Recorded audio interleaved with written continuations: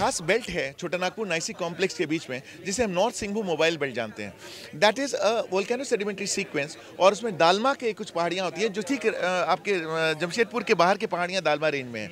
तो ऐसे बहुत सारे स्पॉट्स हैं जहाँ गोल्ड की अच्छी वैल्यूज़ मिली है, जैसे भितरदारी गोल्ड हो गया, आपका लावा गोल्ड माइन हो गया, और ऐसे कितने भी स्पॉट्स हैं। तो आप विश्वास नहीं करेंगे कि लगभग हमने 6 से 7 रिसोर्स बेरिंग ब्लॉक ऑलरेडी राज्य सरकार को दे दिए हैं।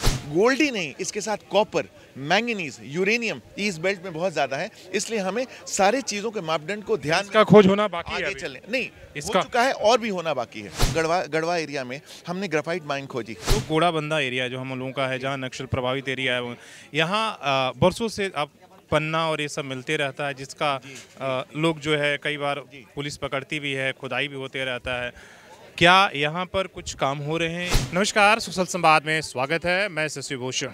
आज यहाँ पर जो है रेडिएंट का एक तरीके एक्सपो लगा है, और हम यहाँ पर हैं जीएसआई के स्टॉल में।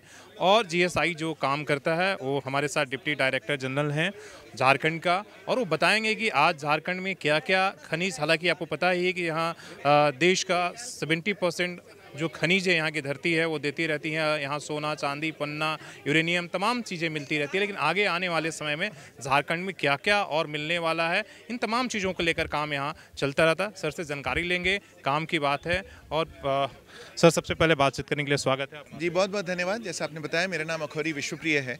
मैं उप महानिदेशक राज्य इकाई झारखंड भारतीय भूवैज्ञानिक सर्वेक्षण रांची का प्रमुख हूँ, और हमारा ऑफिस भारतीय भूवैज्ञानिक सर्वेक्षण। मेरा पहला सवाल ये रहेगा कि सर, आप लोग काम क्या करते हैं और किस तरीके से करते हैं, आम लोगों को समझाने। जी, मैं आपसे थोड़ा सा समय लेना चाहूँगा कि हम एक नोडल ऑर्गेनाइजेशन है, जिसमें जितने भी भूतात्विक हमारे संसाधन हैं हमारे भारतवर्ष में ज़मीन के अंदर, उनको हम सन 1851 से निरंतर खोज उसकी कर रहे हैं।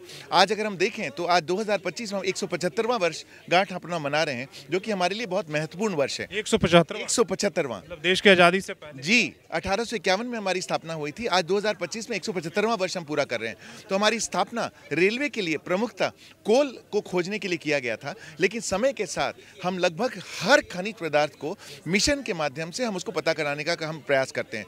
जैसा कि आपका प्रश्न था, झारखंड हमारा संसाधन युक्त राज्य है, और लगभग 40% मिनरल रिसोर्सेज हमारे झारखंड से आते हैं।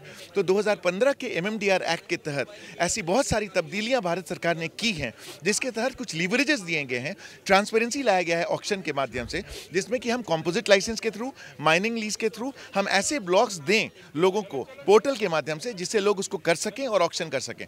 तो आज प्रमुखता से क्रिटिकल मिनरल्स में भारत सरकार का बहुत ज़्यादा महत्व है। जैसे वो क्रिटिकल मिनरल्स होते हैं। क्रिटिकल मिनरल्स कौन-कौन? एग्जैक्टली, क्रिटिकल मिनरल्स में हम 30 क्रिटिकल मिनरल्स को हम जैसे मानते हैं। उसमें प्रमुखता से अगर हम देखें तो आप सोच रहे होंगे लिथियम का अगर हम बात करें, लिथियम हो गया, नियोबियम हो गया, सीजियम हो गया, टैंटलम हो गया, स्कैंडियम हो गया, टाइटेनियम हो गया, ये सारे क्रिटिकल मिनरल्स के श्रेणी में आते क्या हैं। काम, जैसे लिथियम का तो बैटरी और तमाम, इन क्या क्या काम करें? आज से हम 20 साल पहले की अगर बात करें तो हम बल्क कमोडिटी की तरफ जाते थे, हम बॉक्साइट की तरफ जाते थे, हम गोल्ड की तरफ जाते थे, हम आयरन की तरफ जाते थे, हम माइका की तरफ जाते थे। लेकिन जैसे जैसे ईंधन से हमारा ध्यान हट रहा है और उनकी रिसोर्सेज कम होते जा रहे हैं, अब हम ऑल्टरनेटिव फॉर्म्स ऑफ एनर्जी की तरफ, क्लीन एनर्जी की तरफ बढ़ रहे हैं। तो क्लीन एनर्जी के लिए ये सारे क्रिटिकल मिनरल्स बहुत उपयोगी होते हैं। लिथियम बैटरीज आप देखें तो जितने भी हमारे इलेक्ट्रिकल व्हीकल्स बन रहे हैं, सब में लिथियम बैटरी का प्रयोग होगा। अगर लिथियम ज़्यादा मात्रा में हमारे पास नहीं होगा तो हमें भारत और देशों पर निर्भर होना पड़ेगा।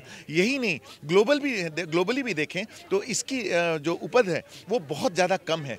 तो हम खास करके कोडरमा और गिरिडीह क्षेत्र में, बिहार माइका बेल्ट में कुछ ऐसे श्रेणी के पत्थर हैं जिन्हें पेग्मेटाइट के रूप में जानते हैं, उसमें हमें ऐसे वैल्यूज़ मिल रहे हैं जो कि माइनेबल ग्रेड से 2000 ppm के ऊपर हमें लगभग 1.6%, 16,000 ppm, 14,000 ppm भी मिलने की संभावना मिल रही है।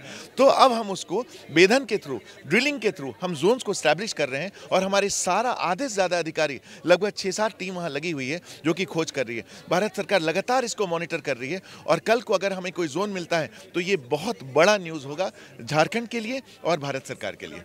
अब दूसरे जो हम बात कर रहे हैं सोना का, अभी हम देख रहे थे आपके स्टॉल में लोग दिखा रहे थे कि भाई कर्नाटक में अभी 99% और 1% झारखंड में सोना का उत्पादन होता है, एक अभी जो माइंस चल रहा है। लेकिन आने वाले समय में 22 से 23 हम स्पॉट देख रहे थे आपके में कि जहां पर सोना मिलने के झारखंड के अंदर संभावना। रुचि के लिए, आपके जानकारी के लिए बता दूं कि एक खास बेल्ट है छोटानागपुर नाइसिक कॉम्प्लेक्स के बीच में, जिसे हम नॉर्थ सिंघभूम मोबाइल बेल्ट जानते हैं।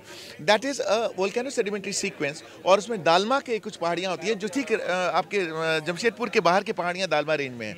तो ऐसे बहुत सारे स्पॉट्स हैं जहाँ गोल्ड की अच्छी वैल्यूज मिली है, जैसे भितरदारी गोल्ड हो गया, आपका लावा गोल्ड माइन हो गया, और ऐसे कितने भी स्पॉट्स हैं। तो आप विश्वास नहीं करेंगे कि लगभग हमने 6 से 7 रिसोर्स बेरिंग ब्लॉक ऑलरेडी राज्य सरकार को दे दिए हैं, और अब उनकी प्रक्रिया शुरू हो गई है कि किस तरह उसको ऑक्शन किया जाए। हमारा यही महत्व हम दे रहे हैं कि हम ज़्यादा से ज़्यादा गोल्ड के अकरेंसेस को पा सकें, लेकिन गोल्ड ही नहीं, इसके साथ कॉपर, मैंगनीज, यूरेनियम इस बेल्ट में बहुत ज़्यादा है। इसलिए हमें सारे चीज़ों के मापदंड को ध्यान का खोज होना बाकी है, आगे चलने नहीं इसका हो चुका है और भी होना बाकी है। तो उन सारे क्षेत्रों को हम चिन्हित कर रहे हैं। इसके साथ साथ एनएमईटी, जिसको कि नेशनल मिनरल एक्सप्लोरेशन ट्रस्ट होता है गवर्नमेंट ऑफ इंडिया का, उसके तहत भारत सरकार पैसा देती है ऐसे सिर्फ इंडिपेंडेंट पार्टनर्स को जो आके इससे खनिज कर सकें। तो उसका जितना भी वेटिंग होता है वो जीएसआई के माध्यम से होता है। वो अपना क्षेत्र को चिन्हित करते हैं, हम उनके बारे में जानकारी बनाते हैं, मेरे रिपोर्ट्स को करते हैं। साथ ही साथ आज एक national geoscience data repository NGDR portal आ गया है, जिसमें कि जितने भी भारतवर्ष के अच्छे रिपोर्ट हैं जहां से खनिज की उत्पत्ति हो सकती है, उस सब का जानकारी फ्रीली अवेलेबल है लोगों के लिए।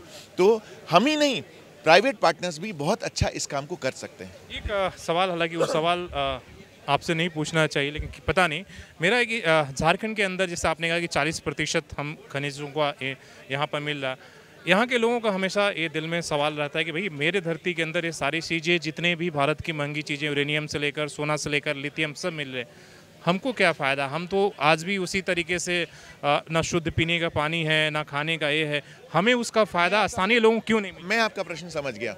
एक यथास्थिति मैंने आपको मिनरल के बारे में बताया, साथ ही साथ मैं जल्दी से उसके बारे में चिन्हित कर दूं। ऐसे बहुत सारे डेलेटेरियस एलिमेंट्स हैं, जैसे फ्लोराइड हो गया, यूरेनियम हो गया, लेड हो गया, मरकरी हो गया और आर्सेनिक हो गया, जो पानी में बहुत ज़्यादा मात्रा में, उसके साथ जो बीमारियाँ होती हैं। पब्लिक गुड जियो साइंस को लेकर जीएसआई उन पर काम कर रही है और उन सारे लोगों को सचेत कर रही है, उसके ऑल्टरनेटिव सोर्सेज बता रही है, या उनको ट्रीट करके पानी की उनको नुकसान ना हो। ये DSDW और सेंट्रल ग्राउंड वाटर बोर्ड के साथ करी। ये तो आपका पहला प्रश्न हुआ, जिससे लोग लाभान्वित हो रहे हैं। रही दूसरी बात, मिनरल रिसोर्स की बात हो तो लगभग 29.6% हमारा फॉरेस्ट कवर एरिया भी है, और जैसे कि हम जानते हैं हमारी ट्राइबल पॉपुलेशन बहुत अधिक है। हम अपने माध्यम से जब भी हम गांव देहात में जाते हैं तो सबसे पहले हमारा दायित्व होता है कि हम उनको पब्लिक पार्टिसिपेशन के थ्रू, मान लीजिए हम गढ़वा एरिया में हमने ग्राफाइट माइन खोजी, तो हम उनको जानकारी देते हैं कि कैसे कैसे आप उससे लाभान्वित हो सकते हैं बाय कम्युनिटी पार्टिसिपेशन। मतलब आप उसके ओनर बनिए। आप ये नहीं कैसे बनेंगे, ये कैसे बनेंगे, उसके लिए तो प्रक्रिया हमें भारत सरकार से बात करना पड़ेगा, लेकिन उसमें हम पॉलिसी मैटर्स पे बात भी हो रही है। लेकिन अगर इनकी उत्पत्ति होनी तो ये उनके लैंड पे है, जब तक वो पूरी तरह से लाभान्वित नहीं होंगे हम आगे नहीं बढ़ सकते हैं। उसी पे हम अभी इस कार्य को कर रहे हैं। हालांकि ये पॉलिसी मैटर है, मेरे लिए इस पर बहुत ज़्यादा बोलना ठीक नहीं होगा। एक सवाल मेरा है, जो गोड़ाबंदा एरिया जो हम लोगों का है, जहाँ नक्सल प्रभावित एरिया है, यहाँ बरसों से आप पन्ना और ये सब मिलते रहता है, जिसका लोग जो है कई बार पुलिस पकड़ती भी है, खुदाई भी होते रहता है। क्या यहाँ पर कुछ काम हो रहे हैं? और इसलिए कि जो मुसाबनी है इस एरिया में पन्ना मिलने का हमेशा रहता है, और कहा जाता है कि भी इसका तस्करी भी मैं आपको बताऊं कि सेंट्रल जियोलॉजिकल प्रोग्रामिंग बोर्ड, जो कि हमारा फॉर्मुलेटिंग बॉडी है, जिसके कि सचिव जो हैं वो अध्यक्ष जो हैं वो खान मंत्रालय के सचिव हैं, श्री वीएल कांताराव साहब।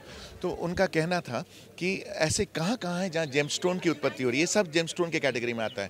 तो डायरेक्टर डीजीएम ने बताया कि इस सिंहभूम में हो रहा है। जेम में हम डायरेक्टली जीएसआई को अप्रोच नहीं किया गया है कि आप खोजिए। अगर उनकी तरफ से रिक्वेस्ट आता है तो हम 100% इसमें काम करने को तैयार हैं। बस आपके माध्यम से आपने इतना समय दिया हमें, मैं ये बताना चाहता हूँ कि ऐसे बहुत सारे ऑर्गेनाइजेशन हैं, जैसे हम 175 साल से हम अस्तित्व हैं, लेकिन अगर हम कंपेयर करें किसी इनकम टैक्स डिपार्टमेंट से या किसी डिपार्टमेंट से जहां डीलिंग पब्लिक नहीं होता है, हम एक आइसोलेशन में काम करते हैं, लेकिन हमारा कम्युनिटी पार्टिसिपेशन इतना ज़्यादा है, हम इतना ज़्यादा चीज़ लोगों को दे रहे हैं।